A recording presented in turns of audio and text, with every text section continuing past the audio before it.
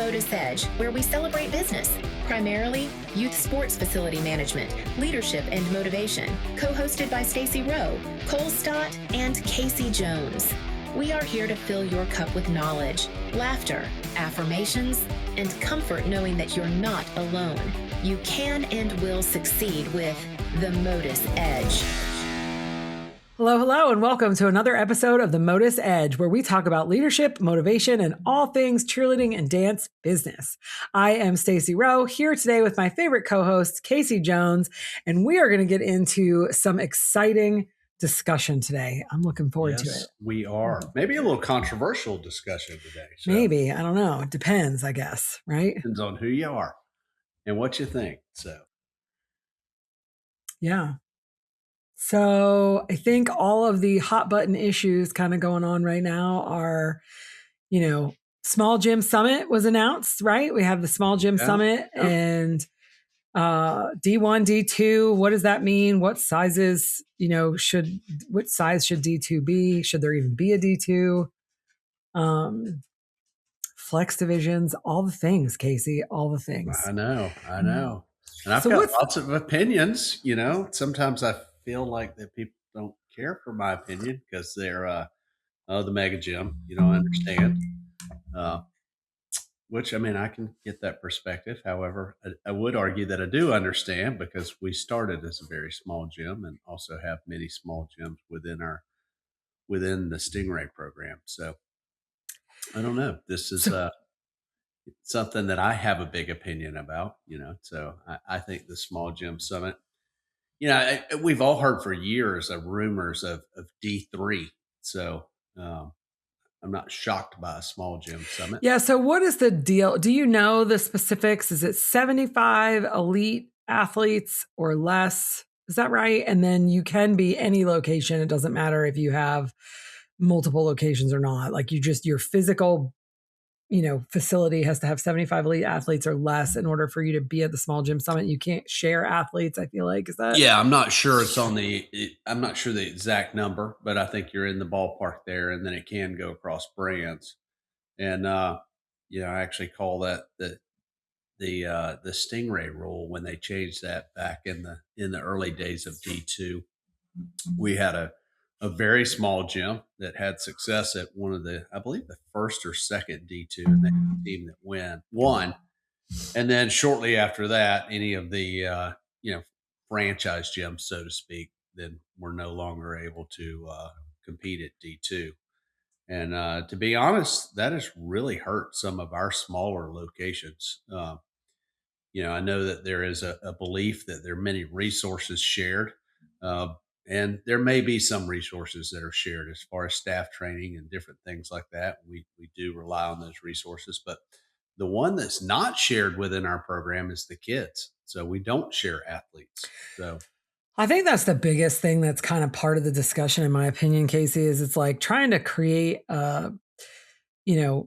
it's not a one size fits all for everyone. Right. And I think that's what these rules try to do. They're trying to create fairness, I guess, across the board and across the industry, but it isn't the same. Not everybody runs their business the same way. And I also think that location has a lot to do with it. And people just don't want to hear that, like if you open up a gym in Wyoming, chances are, I'm not saying that you can't be great. Look at Alaska, Alaska, took a team.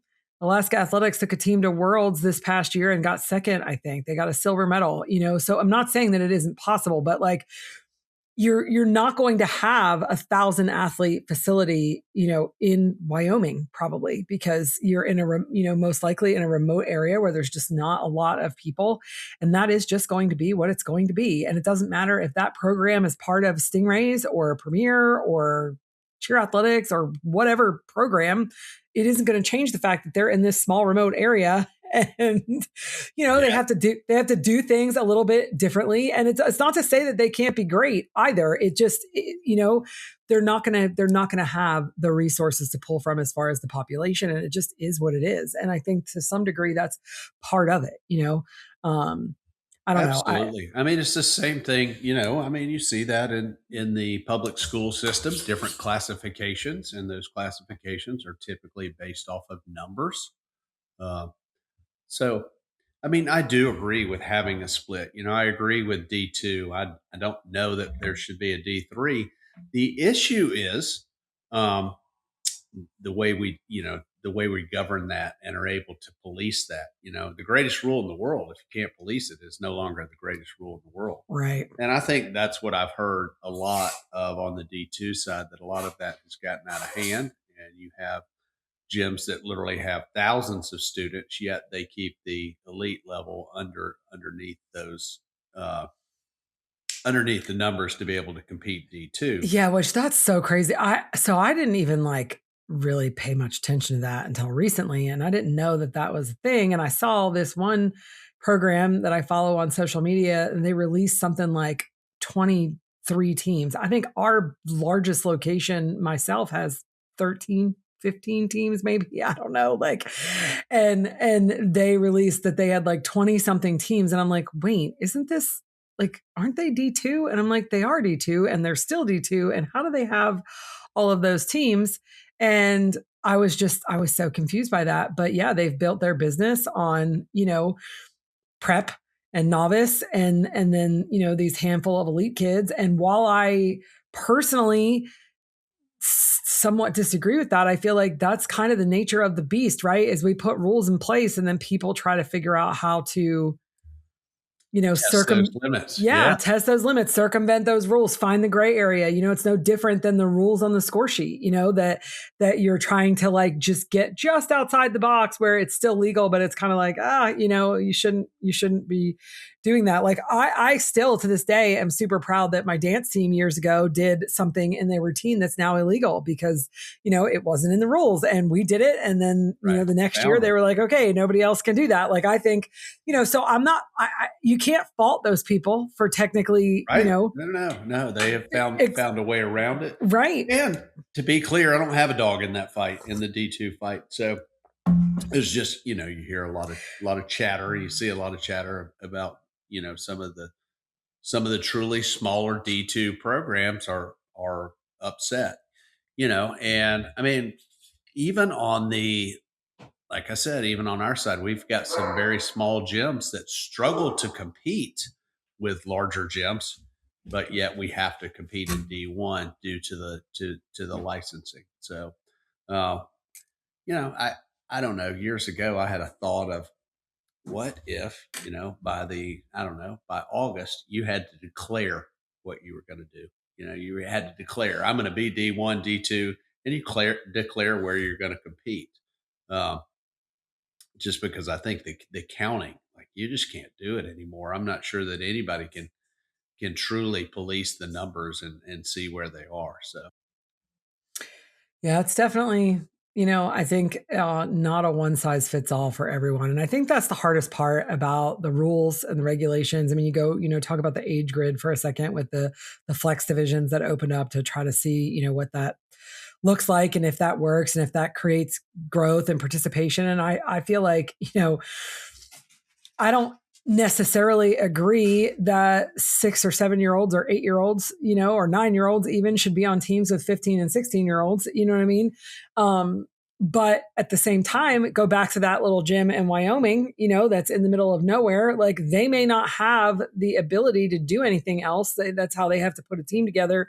And so I think that, it's hard to say, well, this is, you can't accommodate every single person, with the rules, I guess. And I think that's hard when you're trying to make a blanket general rule for the country when everybody is in a different situation all over, depending on where they're from, depending on what their circumstances are.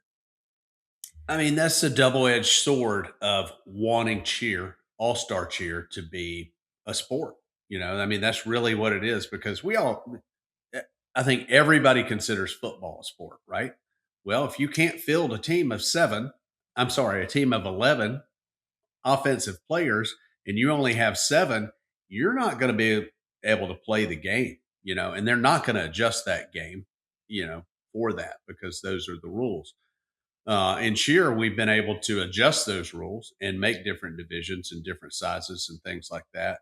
But, I would argue that we need to lock those in. and really get them to where there are standards.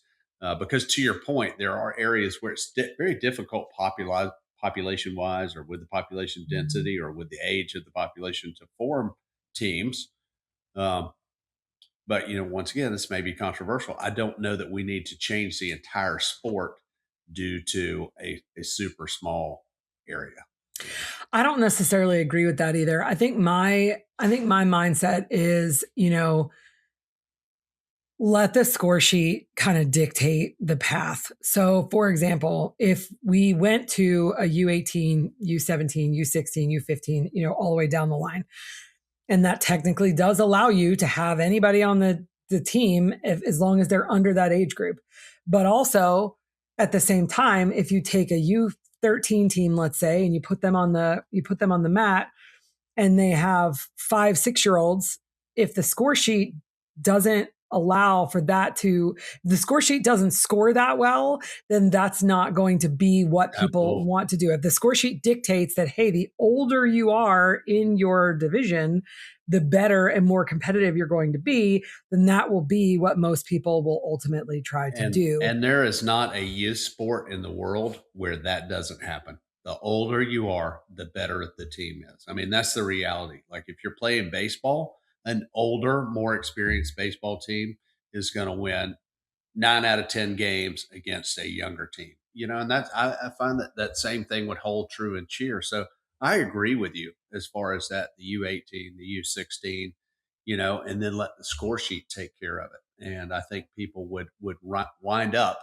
being in the correct spots, and then, but it would allow for those that, hey, we just want to have a team. We just want to get this experience because we're trying to build something. Correct. Allow that to happen as Correct. well. And they're probably not going to do well because they don't have that older age group, but at least it allows them to put together a team and do whatever they need to do in their area. And so that's kind of my philosophy and my thought. And I understand that cheerleading is a little different in that obviously the smaller a flyer is, in theory, the better, the easier it is, the harder stunts you can do. But I think that we've all gotten to a point now, cheerleading has grown to a point now that that's not necessarily true. And a 9-year-old on a team of, even 13-year-olds, if there are other teams with 13 and 12-year-old flyers that are doing those same skills, they're just going to look better. They're going to still have an advantage because they're older, more mature, and ultimately it's going to work itself out if that's what the score sheet dictates, in my opinion. And it's over time, you've seen things start to shift back because when those allowances started to happen, I remember in the early days of Stingrays, we did not have not one single freshman. We didn't allow a freshman. Anyone in 9th grade could not be on a senior team. You had to be in 10th, 11th, 12th grade. Same. I did the same thing. And, I remember that was a big shift for us because everything was changing and, people were using younger flyers because they were smaller. And I think over time that started to shift back to the point you said, because a peer group that's all made up of similar ages seems to do better on the score sheet. The better presentation looks better and things like that. But you see it in really the super young teams. A lot of our younger teams, those kids may stay not completely together, but a large portion of the group may stay together for 2 years. Well, the first year they show up to the competition and, they're standing in line to walk out on the floor and the team in their division is a foot taller than them. And you're like, oh, I know what's about to happen here. Well, then by the second year you have those kids, then they're the taller group, Yeah. Because that is the thing. We were talking about that the other day, young kids, like 6 months makes a huge difference. Mm-hmm. A kid that's 5 years old versus a kid that's 5.5 years old, developmentally, that's vastly light years. Yeah. So, and I think, like I said, the score sheet has started to fix a lot of that, in cheer. And once again, this is a controversial thing as well. I feel like a lot of time and effort has been put into athlete safety, but a lot of time figuring that out, so some of these, hey, we need to make age shifts and we need to make this based on, what's right or wrong or what's safe, well, what does the data say? Does the data say that it's unsafe for young kids to be on teams with older kids? I'm not sure that it does, but that is a thing. And I know that the USASF has tried to tackle that and figure that out. But the reality is our sport is still pretty young, and don't get me wrong, the athlete safety is the most important thing. I don't have any specific data, but I feel like from my experience, teams that were, 2 to 3 years apart in age, that like you talked about, that 10th, 11th, and 12th grade age team, or whatever have you, teams that followed that closer age range seem to just have a better experience. They seem to enjoy each other more. They seem to bond as a team more. They tended to be more successful, it seemed like, in my experience anyway. And that doesn't mean that there isn't, always an exception to the rule, but Absolutely. I feel like the closer the athletes were in age, the better experience that they had, just overall in general. So I do think that is a better ultimate experience for everyone involved. If you can do that. And I think that the you age divisions, if you will, gives everybody the opportunity to do that. It's like, you want to put this kid on the team that's 7 years younger than your oldest kid, you go ahead and do that. But it's going to not be the best experience for your athletes. It's not going to be the best experience for your team. You're not going to hit the score sheet as well, but you have the opportunity to still do that if you want to do that. That's up to you. And we've all, like I said, there's been a shift, but we've all heard it of like, that 12-year-old does not want to be on the youth team, and the mom's going to call you Raising Cane right after tryouts because she's the oldest, most mature one on the team, and and then move her up a level or even another level and put her on the senior team, and then the 18-year-olds are like, we don't want to cheer with the babies, like you got all these babies on our team. Why are we having to do this? So, it's tough. And then there are things where, like, I hear this all the time. Well, it's different on my team. It's different in my gym. It's different here. It's different in my house, But I don't know. Maybe people are far greater coaches than I ever were, or far greater parents than I ever were. But the reality is, when you mix those ages, there are going to be some challenges because older kids talk about things that younger kids don't.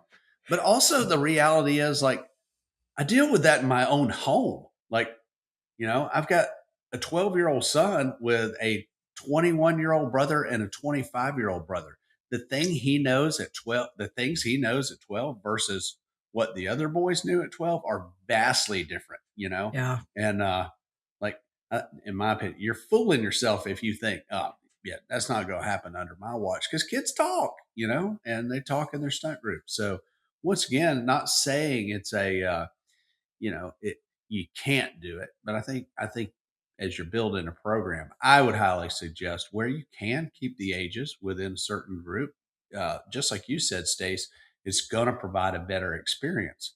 But it's okay if you have to mix that up as you're growing your program a little bit, provided that you're working towards, trying to get the kids to the best experience that they can have. So,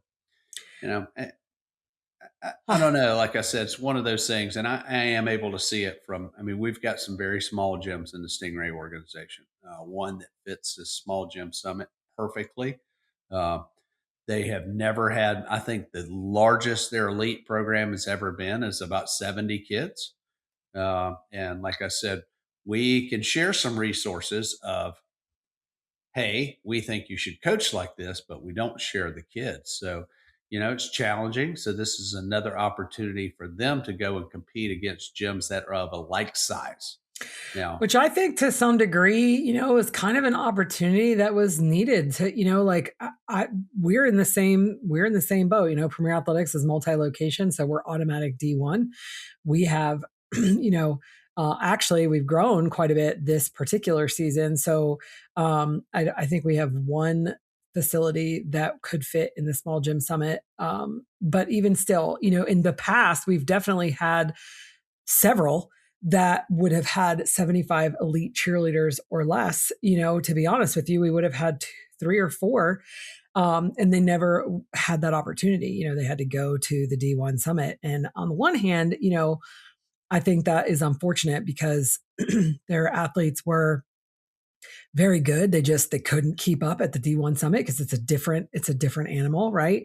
But on the other hand, I do, it does challenge us all to work harder and do better. And that's not to take anything away from the D2 gyms, but typically, you are at the D1 summit competing against programs that do have 250, 350, 500, 1,000 athletes, which is drastically different than a program coming that's got 50 elite athletes. You know what I mean?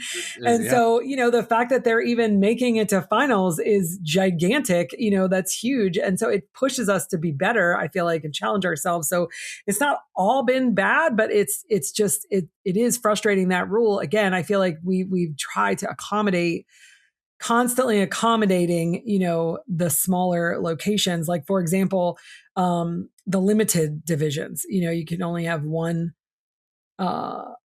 world's team, and you can go limited, but it's not one world's team per location. It's one world's team, like, total, so Premier, for example, we would have, 6 world's teams, but it's still only one in each location. We don't share athletes either, so it's like, just a lot of those things, they don't, I don't know. They don't necessarily make sense for everyone, I guess. Yeah. Yeah.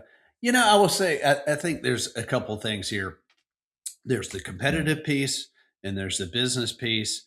And then there's also, what are you doing for your community? And that's the thing that an unintended consequence of all of our Stingray locations being, having to be ruled into D1. We have to be D1. Right. A good unintended consequence is no one ever wants to limit their growth then because of that, because there's no reason to. And that's the thing where I bang my head on the wall from a person. Like, I've always had a growth mindset. I feel like that if you have a business, if you're not growing, you're going, and that's the thing. I have seen gyms make decisions to stay under the D2 numbers. And in the early days, it wasn't, hey, we got 1,000 kids and we're only going to have, 120 elite. It was like, we're going to cut kids and push them out. We're going to make sure we never grow to that size so that we can maintain D2. And then you're making a decision, in my opinion, based off competitiveness, as opposed to making a decision based off of, being able to serve the most amount of kids, and I don't know. I think that's important. I think that's important for the community. I truly think that All-Star Cheer is one of the greatest sports on the planet, and I want to see every community have the opportunity to serve as many kids as possible. And when the rules are dictating, less kids for a certain model of the business, then that's kind of where I have problem with it, So it's a conflict in my head, at least. So I agree with that completely, to be honest with you. And I think that, it's good, at least, that, it's become, on the one hand, more common, I guess, that they're, funneling kids to prep. So at least they're taking them into the program. Because I agree with you, in the beginning, it was kind of like, we're just going to have less athletes so that we can stay here, which is the opposite of what we should all, be doing. So, I mean, and I agree. And I think when you talk to most D2 gym owners, they're like, I don't do that. That's not true, and I agree that it has certainly flipped. It is correct. Because it wasn't long ago, pre-COVID, that was happening a lot. And like you said, people have learned I can work within the rules here and still grow my gym, and you're seeing that. You're seeing gyms with, heck, 600 class kids that are still competing as D2. Once again, not knocking them. They've made that business choice and they've found a way around the rules. But like we discussed, everything ebbs and flows, because you don't have to back up too long ago. And you were also seeing, or I was talking to a lot of gyms that were, in my opinion, making some poor financial and business decisions by, oh no, we're not going over this number, And like I said, then it's also another decision of, like, kids were not being allowed to be in the sport due to trying to stay under a number. So I think that's the thing. I don't want to rule in any sport to ever limit growth, because Agree. if you believe in your sport, you believe in what it is. And I know that they're going to be, well, it's all about the money and it's all about this and da da da da da. Well, we do run businesses, and it is about the money to be able to run the business because we have to be able to pay the bills and to pay the instructors and things like that. But the way I look at it, we're providing a tremendous amount of opportunity for young athletes, which I think is vital to. I think youth sports is vital for kids. We're also providing a ton of job opportunities for people. So, there are people that have come up through our sport. Our sport's very inclusive. There are people that have found their way in our sport when they didn't necessarily fit into other sports or other places. So then we've been able to employ them and create, full-time careers in something that they love. And I often say this. I want to be clear on what I'm talking about. I feel like a lot of our coaches and a lot of our choreographers, they're artists, and it is very difficult to get an artist to put on a suit every day and paint a picture from 9 to 5.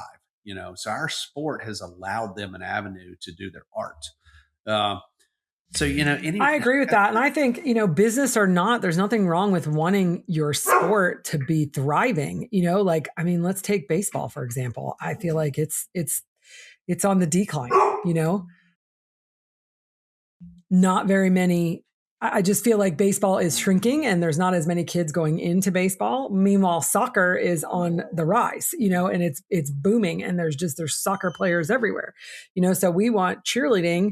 We should want as participants of cheerleading, we should want cheerleading to be thriving and growing and not, be shrinking the numbers, which, like you said, I agree. I think that's shifted in the last, several years, which is a good thing. And I think we should celebrate more the gyms that shift from D2 to D1. And I don't remember the last time that's happened.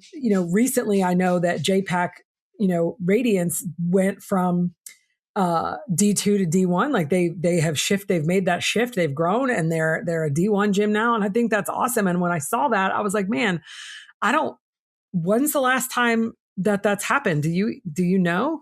I'm not sure, but I think that is what you said there is great. And I'll take it a step further. I don't know that it's celebrating D2 to D1, but celebrating a business's growth, celebrating the opportunity to be able to serve more kids, and I think that's something that our sport, I don't know that we do a good job of it. I don't know that we recognize that. You did with JPAC from, clearly going D2 to D1, but I think it's more than just D2 to D1. I think it's more than just competitiveness. Have you grown your business? Are you able to serve more of your community? So, well, I am proud to say that every single Premier Athletics location grew this year. Some only by a small margin, but still, everybody was up in numbers, which is, I don't know the last time that's happened where every single location was up in numbers, even if it was just a few kids. Yeah, absolutely. All this is so interesting, and kind of looking down our list of things we're talking about, flex divisions. That's been kind of a wild ride because that came about, as a temporary trial from the USASF for a year.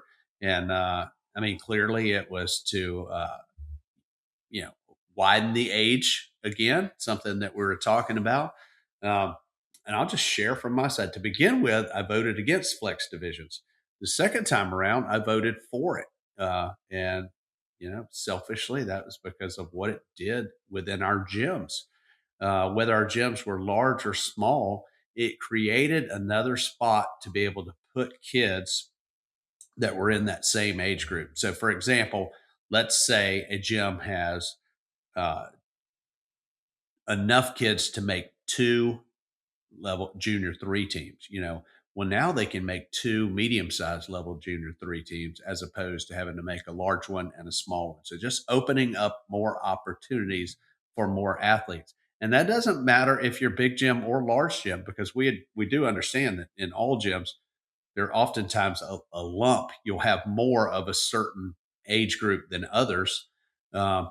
And it stinks to have to compete against yourself within your own four walls, so you don't ever want to have, man, we've tried that before, not successful. Right. Yeah, that's not a good idea. Yeah, it's not a good idea. That having two youth level 2 teams in the same program competing against each other or any age level, whatever, is definitely not advised. I would argue that we needed more divisions, like we needed a hole in our head. But once they were created, then I did see, and like I said, it wasn't just within our large gyms; it was our small ones where that flex did offer, an opportunity for more kids to be able to participate at their correct level. So, yeah, I feel, Casey, I'm kind of the same way with flex. Like I wasn't necessarily a huge fan in the beginning, but again, like if it helps to create those opportunities, I'm not against it. And again, if the score sheet, says that that's not how we want to put our teams together, at least you're all in a grouping together. Do you know what I mean? So it kind of eliminates that as well. Or we could eliminate flex altogether by just doing like the under the age, like U18, U16, U14, whatever, we decide. And that's a way to kind of do away with that potentially if we don't want to have that additional division. But, I think that it kind of turned out to be a better division than people realized. And honestly, I think, ironically, from what I found and what we learned from the statistics was that people were using the flex more for the older bracket of the age group, not necessarily to put younger athletes on the team, is really what I felt like we learned from that whole thing. Like everybody thought that, flex because they want to put the younger athletes on the team, but it actually appeared to be the other way around. Well, yes. And that's one great thing. I'm going to promote the USASF here. That is one great thing that they are doing now is that data tracking. I mean, they're literally looking at what ages and I think we all sat in that one meeting and listened to the USASF talk about that. And there were literally less than 20 kids that were making these huge age jumps. So the division kind of did what it was supposed to do. So pretty interesting. I agree. Well, hopefully that was fun little chat today about all things cheer. I think you may have I don't know if you know this, but maybe come up with another topic. A lot of things like this wasn't our topic today, but you kept saying the score sheet, the score sheet, the score sheet.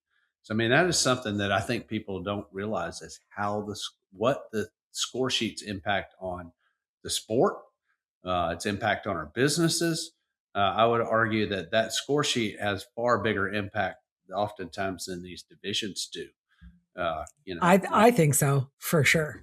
Not to get on my soapbox, but right now, I would argue that we got to make some pretty big changes score sheet wise, or we're not going to have any males left in the sport. That's the thing. I think all-star cheer is growing from a female perspective, but I'm really concerned that it's shrinking down on as far as the males, because it's so difficult for the males tend to come into the sport later. And it's really difficult to come into this sport later now for the males because, goodness gracious, the skill level they have to be competitive is thing. So to be continued, how the score sheet impacts the sport. Yeah. I think that may need to be our next one.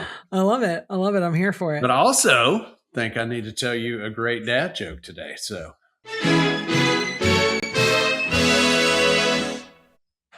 I'm ready. You can get this one. So put your thinking cap on. You can get it. So, all right. What is a dolphin's favorite country? What is a dolphin's favorite country?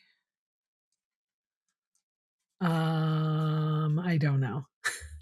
Finland. Oh, I definitely should have gotten that one. You could have gotten that one. So yeah. Anyway. That was a good one. Oh, Finland. Nice, simple. That was a good one. Simple one. So, make sure send us your favorite dad jokes so we can share them on the show and give you a shout out. You can submit them on our new website, themotusedge.com, or DM us on social media at Join Motus. With that, we're going to take a second to tell you about CX Brands.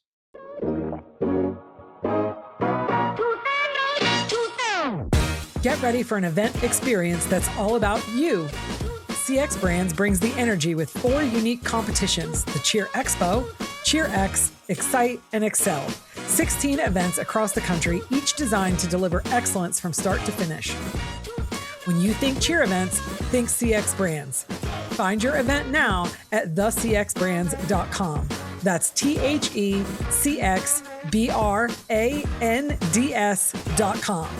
Experience excellence. Experience CX Brands.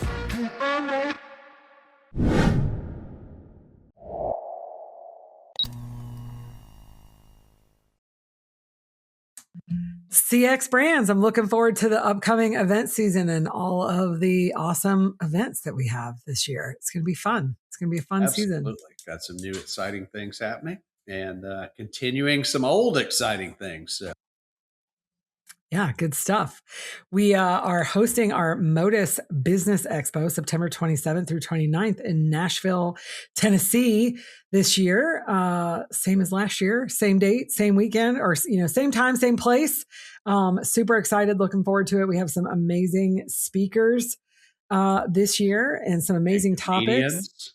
Yes. We have a comedian this year. It's going to be super fun. If you are a gym owner, it's definitely the place to be, to come and grow and learn. Just talk about business and network with other people. It's going to be awesome. And we have a super exciting surprise for Monday night, the 28th, to be announced soon enough. And Casey will be live podcasting from the MotUS Business Expo, right? Yeah. I've had to do a couple live podcasts. Those were really scary to me to begin with, but like all things, once you get going, it's just what you do. So they kind of are. Like, why? I guess because we're just used to doing them virtually, right? So when we're live, it's kind of like that. Yeah. It's a little bit. It's a little bit different knowing that I can just hit pause and edit when the dogs start barking. Hey, you're doing those suckers live, like everybody just gets to hear the dogs bark. So. Right. I agree. It's crazy. All right. Well, thank you guys so much for tuning in today. We hope that you enjoyed our discussion. We'll be back to talk about the score sheet and how it impacts the sport. Be sure to subscribe to our YouTube channel at the MotUS Edge. Check out our shorts, like and comment. We'd love to hear from you. Give us a follow on Instagram, Facebook, and X at Join MotUS, or TikTok and LinkedIn at the MotUS Edge. Also, be sure to check out our new website, themotusedge.com. Follow us wherever you listen to your podcast. And if you like what we're doing and you want to hear more, leave us a comment and tell all of your friends. And hey, if you're a gym owner, join the movement and sign up for MotUS today. Thank you guys so much for listening. We're excited for you to have the MotUS Edge. Thank you for listening to the MotUS Edge. We hope you had a blast. Join us next week for more on business, leadership, and motivation. Subscribe and follow the show where you get your podcasts. Subscribe to our newsletter at joinmotus.com. The MotUS Edge podcast is produced by ClantonCreative.com.